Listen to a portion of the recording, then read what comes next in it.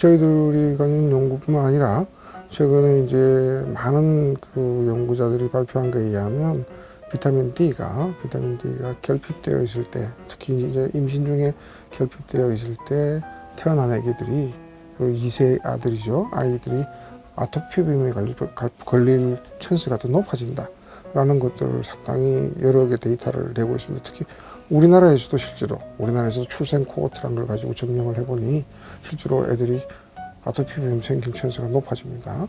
자, 그러면 거꾸로 이제 비타민 D가 낮으면 아토피비염이 생길 수 있다라는 이론이 생기는 거죠. 그러면 실제로 그럼 비타민 D를 주면 효과가 있는가? 이거에서는 아직도 의견들이 좀 있습니다.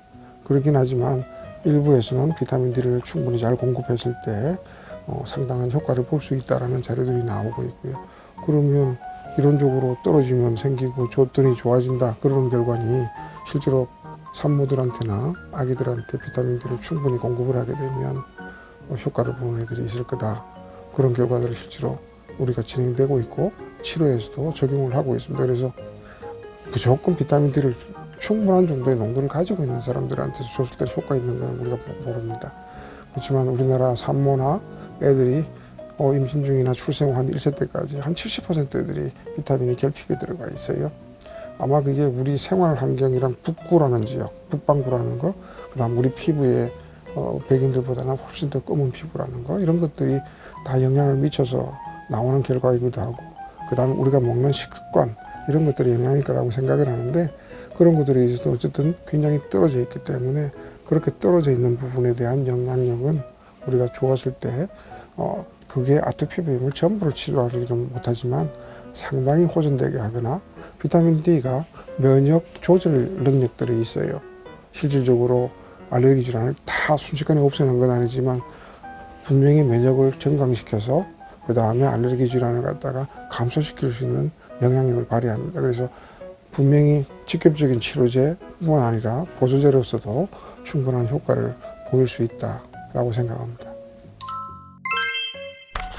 이제 우리나라로 따지면 여름철이라 그러면 사실은 뭐 가장 우리가 쉽게 생각하면 더위잖아요. 그러니까 덥다라는 건 땀을 흘리는 거죠.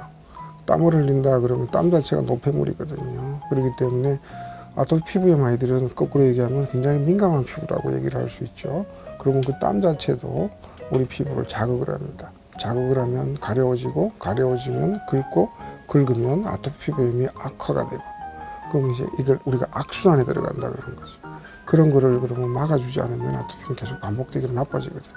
그런 부분들이 우리가 커버를 해줘야 된다. 그 다음에 또 하나는 햇볕 자체가 아주 강렬하기 때문에 서로 우리가 노출이 많아지기 때문에 이 햇볕 자체가 피부를 또 자극을 할 수가 있죠. 그런 부분에서는 우리가 그런 거를 차단해주는 작업이 필요할 거다. 결국은 이런 노폐물이나 땀을 잘 씻고 난 다음에 보습제를 잘 바르고, 사실 여름에 보습제 바르면 꿉꿉하니까 잘 애들이 안 바르려고 그러죠. 그러면 에어컨 있는 컨디션에서 제습 작용을 좀 해주면 피부가 뽀송뽀송하게 잘 유지가 됩니다. 그런 유지를 해주는 게 굉장히 중요한 또 팁이라고 얘기를 할 수가 있겠습니다. 아직도 뭐 연구가 많이 되고 있는 분야라고 지금은 생각이 드는데, 더더구나 요즘 이제 미세먼지가 우리나라에서 굉장히 심각하게 이렇게 문제가 되기 시작하니까요. 사실은 미세먼지라는 게 조그마한 파티클 같은 거기 때문에, 그리고 그게 화학 성분을 가지고 있기 때문에 어디에 있어도 자극은 갈 거라고 생각합니다. 근데 이제 질환을 만들 수 있나, 그다음 질환을 악화시킬 수 있나, 이런 개념으로 이제 우리가 크게 두 개를 봐야 되는데, 그래서 미세먼지 연구를 두 가지로 이렇게 하는 것 같아요. 하나는 미세먼지가 이제 질환을 유발을 시킬 수가 있는가, 그러니까 없던 애들한테도 나오게 할 수 있는가. 근데 이제 저희들 가진 자료 연구원 거를 올해 이제 발표된 거를 보면, 엄마가 임신 중에 미세먼지를 많이 노출되면 그 태어난 아기가 아토피 피부염 발생할 찬스가 높다고 우리가 저희들이 이번에 유명한 학술지 발표를 했습니다. 결국은 그 얘기는 엄마가 임신 중에 미세먼지 노출됐을 때도 애기한테 발생할 수 있다라는 걸 보여주는 거죠. 그 다음에 두 번째는 미세먼지를 실제로 이렇게 집중적으로 피부에다가 접촉을 시키면 그게 아토피 피부염 반응이나 피부 자체를 악화시킬 수가 있는가, 그것도 상당히 긍정적으로 지금 인정을 할 수 있는 그런 데이터들이 많이 나옵니다. 결과적으로 미세먼지가 얼마나 아토피 피부의 메인 결정적인 요인인지는 지금 잘 모르겠지만 상당한 부분에 기여할 수 있을 거다라고 우리가 생각이 들기 때문에 결국은 미세먼지를 줄여야 되는 건데, 줄이는 건 사람에서는 노출을 줄여줘야 되는 거죠. 들여 마시는 것도 줄여줘야 되고 피부에 닿는 것도 줄여줘야 되고. 근데 그게 미세먼지라는 게 대기 중에 떠 있는 문제이기 때문에 사실은 내가 피하고 싶어도 피하기가 참 어렵죠. 그러니 이건 국가적인 차원에서도 미세먼지를 감소시켜줘야 되는 거죠. 그래서 일반적으로 알레르기 질환 자체에서 미세먼지의 문제는 호흡기 문제, 천식 문제지만 아토피 피부염도 영향을 받는다. 결과적으로 그걸 더 깨끗하게 해주려고 대기 오염을 줄이려고 노력하고 피부에 접촉되는 부분들도 잘 씻고 관리를 해주는 게 중요하겠다라고 얘기할 수 있겠습니다. 아까 말씀드렸듯이 땀 자체를 안 나게 관리를 한다는 건 사실 있을 수가 없고요. 그리고 알레르기 질환을 가진 애들이 스트레스를 받는 것 자체는 별로 바람직하지 않기 때문에 운동이라든지 활동이라든지 이런 걸 많이 제한하지 않고 종용을 합니다. 그렇게 하는 게 좋다고 좀 생각을 하고요. 그렇게 되면 애들이 막 뛰어놀다 보면 땀이 많이 나죠. 땀이 많이 났을 때 우리가 관리하는 건 굉장히 중요합니다. 말했듯이 땀이란 건 노폐물이고, 노폐물은 피부를 자극할 수 있고, 피부를 자극하면 아토피 피부염을 악화시키게끔 긁게 되면 아토피 피부염이 확 나빠지는 그런 악순환에 들어가기 때문에 결국은 땀을 안 나게 할 수는 없으니 난 땀을 잘 씻는 게 제일 중요하죠. 그래서 비누를 쓰는 것보다는 비누를 쓰지 않고 깨끗한 물로 씻는 거, 그렇게 씻고 제거한 다음에는 보습제를 써주는 게 굉장히 중요합니다.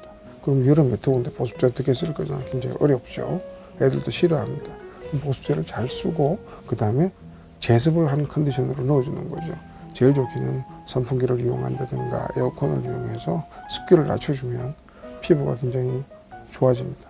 그런 상태에서 유지를 해주는 게 가장 중요하고, 특히 이제 밤에 잘 때 그런 조건들을 좀 만들어줘서 진행을 하면 자다가 그늘들이 많이 줄어들죠. 애들이 땀을 잘 안 씻고서 재우게 되면 결국 자다가 계속 긁어요. 그게 이제 밤새 아침에 자고 일어나면 피부가 나빠지는 조건이 됩니다. 그런 부분들은 철저하게 우리가 씻고 관리를 해주는, 보습제를 잘 써주고 제습을 해주는 그런 습관을 들이면 훨씬 더 좋지 않을까 생각합니다. 저는 아토피 피부염이 굉장히 우리나라에도 많아지고 있고, 그 다음에 애기 엄마 아빠 입장에서는 처음 맞닥뜨리는 병이기 때문에 상당히 두렵기도 하고 불안하기도 하고 그럴 거라고 생각을 합니다.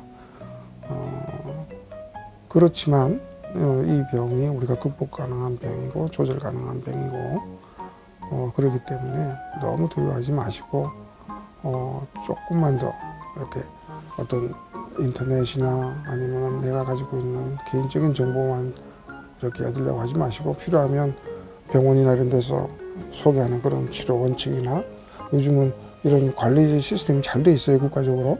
그런데 공적인 데 들어가면 아주 이 소위 말해서 감수를 받은 어떤 치료 방법이나 원칙에 대해서 굉장히 잘 나와 있어요. 제가 했던 얘기들이 다 나와 있어요.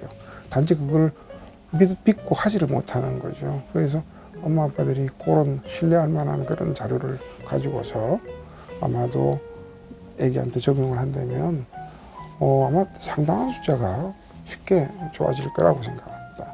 그렇기 때문에 그런 희망을 가지시고, 그 다음에 이제 정말 저희 병원 같은 데는 굉장히 치료하기 힘든 애들이 있어요.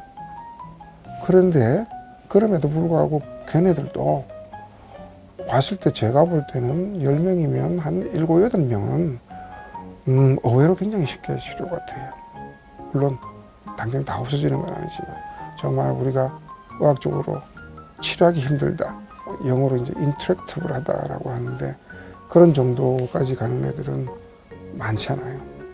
그렇다면 그런 애들은 정말 연구의 대상이고 새로운 치료 방법을 적용해 봐야 될 대상 중에 하나라고 생각하지만, 그 외에 많은 숫자들이 이렇게 제대로 된 치료를 제대로 공급받지 못하고 교육받지 못해서 많은 시간과 에너지를 쓰고 있는 그런 모습일 수 있으니, 좋은 정보 매체를 활용하셔서 정확한 인포메이션 하에서 전문가 필요하다면 전문가 면담하에 이런 치료를 갖다가 잘 유지해 주면 많은 호전을 볼 거다라고 말씀드리고 싶습니다.